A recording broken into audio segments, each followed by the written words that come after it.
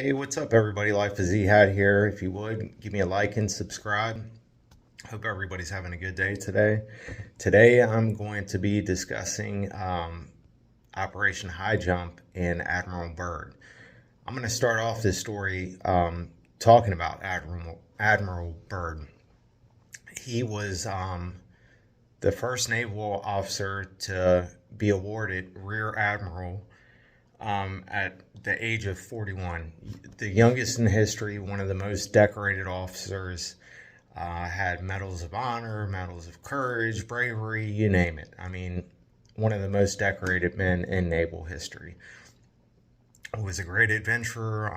If you guys get into the Hollow Earth theories and aspects, he's like, you're gonna run into Admiral Byrd. I'll probably even bring him up in another story about Hollow Earth and stuff. So, but anyways, so in 1938, Hitler and the Nazis went up to Antarctica looking for ancient artifacts with superpowers or an entrance to Hollow Earth or finding these Aryans. So they took the SS Schwabenland up there, and also on the SS Schwabenland was this society called the Thule Society. Now, they were a occult society and were really into like occult stuff. So it's kind of bizarre that, they went up there, with the Nazis and stuff. I thought that was pretty odd. But anyways, so they go up there trying to look for, the entrance to Hollow Earth or any of these rare artifacts or relics or these Aryans.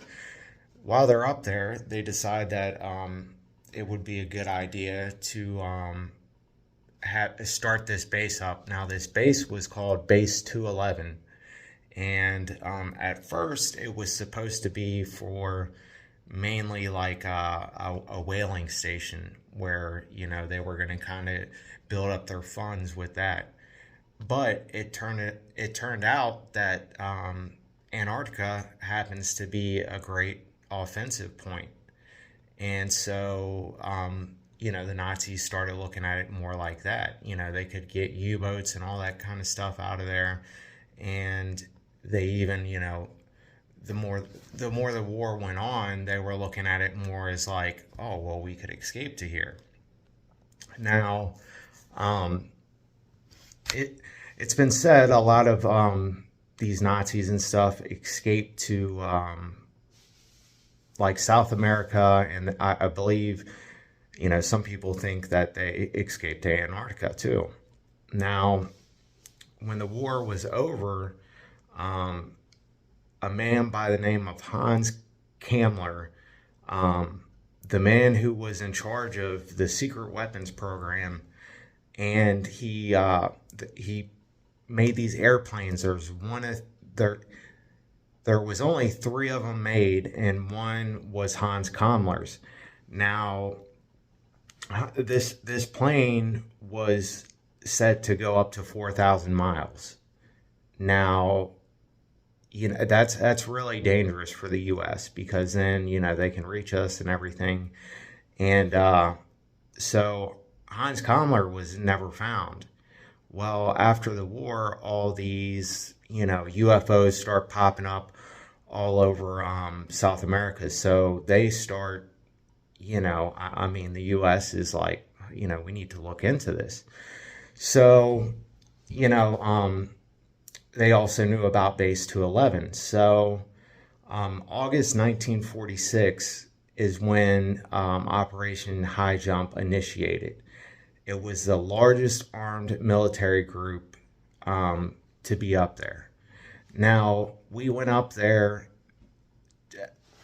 with like all the, top gear that we had, the top weapons. There was 5,000 men that were going up there, supposedly just for, testing equipment and see how it would run in the Arctic and stuff like that. Now, 5,000 men just to test equipment sounds a little, sketchy to me. But hey, you know, that's just what they're going to tell us. But so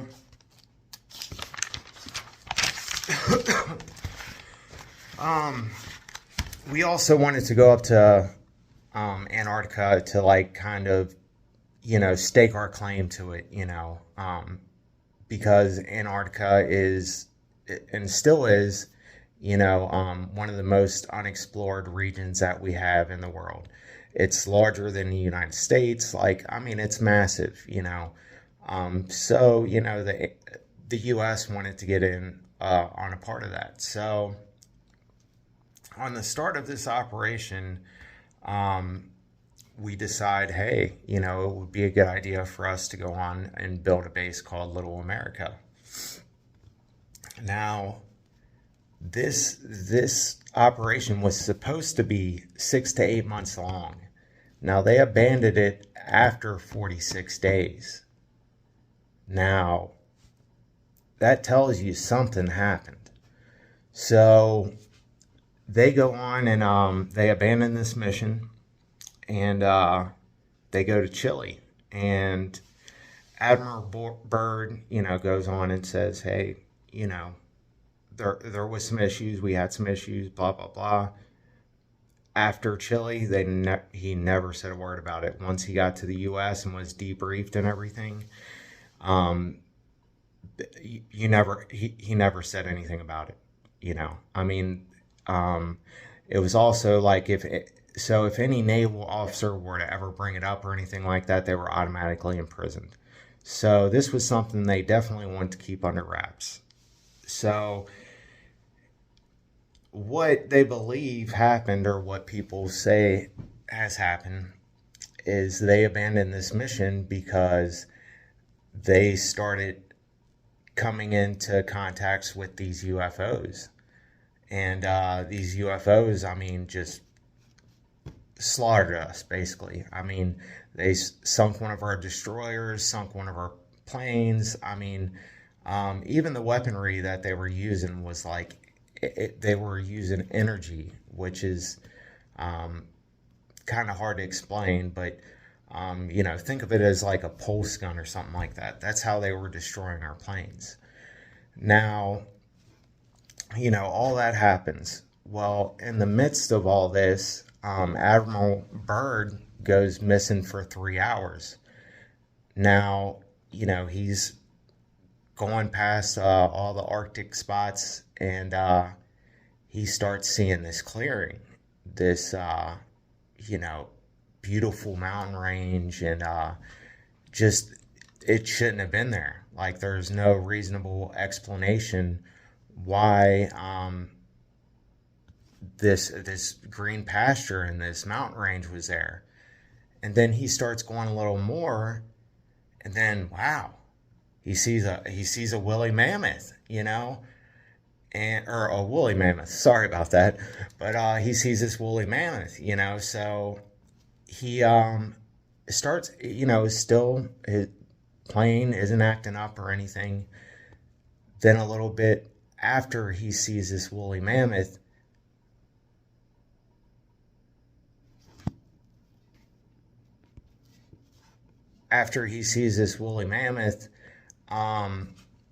his plane, he starts losing control of his plane and everything. Now, mind you, this whole time, all his gears and everything are out of whack. His compass, is going haywire. He really doesn't know where he's at. He just, is flying. Something told him just to keep on going. Now, while he was starting to lose control of his plane and everything, he these UFOs come up next to him, fly right next to him, and then he loses complete control of his plane. And he happens to look over, and to his shock and amazement, on the side of these UFOs were supposedly Nazi symbols, or, the Nazi emblem, or the swastika. And, that kind of shocked him.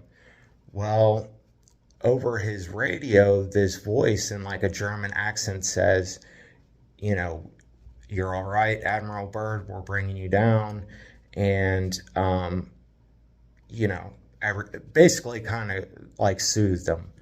So, you know, he comes down and he's meted on this like platform by some older men that were blue hair, or sorry about that, blonde hair, blue eyes, and you know, he's like, man, these might really be the Aryans. And so this platform like shoots him to the center of the city, and he's met in this huge room on a, you know, a long table. There's this older man that they called the master, and the master just simply was saying that, hey, you know, you guys aren't mature enough to go on and be messing with atomic and nuclear energy. So, you know, he said that every time that they try to make contact with, you know, us, that they were shot, you know, they shot at and everything else. And they said, they thought, you know, hey, Admiral Byrd, with all his notoriety and, you know, his respect and everything, people might actually take this serious. So, you know, he's told that, and, you know, he goes on and leaves, and he comes back to the States, and, you know, he tells him this warning. Now, you know, nothing is ever said after that. And so this mission was, you know, classified top secret. And it's kind of funny, you know, Admiral Byrd didn't talk about this at all. Now, this is where some of this stuff can actually get debunked, is, you know, Admiral Byrd never said any of this, never came, at least to our knowledge. He didn't really say anything about it. Now, 3 months after he died, his son goes on and releases his private journal. Now, mind you, like all his logs and stuff like that from the Antarctic expedition were taken from him, because, you know, they didn't want any of this knowledge getting out and letting us know anything about it. So, you know, Admiral Byrd, son releases his journal 3 months after he's died, and 18 months after that is when the Antarctic Treaty was signed by basically all the countries, banning anybody to come up there, you know, unless you have special privileges to go up there. And to get these special privileges, you have to be signed off by 12 different countries. So access is really hard up there. And if you are granted access, you're only granted access in like particular areas. It's not like you can just, you know, walk around freely or wherever you feel like going. You know, they've got all that pretty well under wraps. Now, I don't know for sure if this story about, you know, Operation Highjump is 100% fact or fiction. You know, I mean, you can take it with a grain of salt, or, you know, really look more into it. It's all about your opinion and what you think it is. Now, I do think there is a lot of stuff that goes on in the Antarctic that we don't know about and we're not told. You know, there's pyramids that they're finding up there. They're finding a bunch of different structures. There's also, I'll talk about in another video, they did find an entrance to Hollow Earth in the Amazon.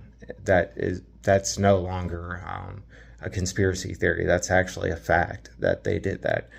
So, you know, I mean, it's really interesting to me. Admiral Byrd's a really interesting man. I'll probably do a video just on him, but it's really interesting to me how much we don't know about Antarctica and how much we aren't told, and even about this operation. Like, we know very little about it, you know. This is all just stuff that, they've released over time. Some comes with the journal. To me, it's it's worth looking into if you would like to, do your own research. But Antarctica is very interesting. There's a lot that we don't know. But thank you guys for tuning in. I hope you guys enjoyed my video. Trying to get better with the content. I'm still a new creator, so I kind of jumble my words, and I'm getting a little bit better with the camera and captions and stuff like that. But I thank you guys for tuning in, what viewers I do have right now. Thank you guys. Hope you guys have a blessed day. Have a good one.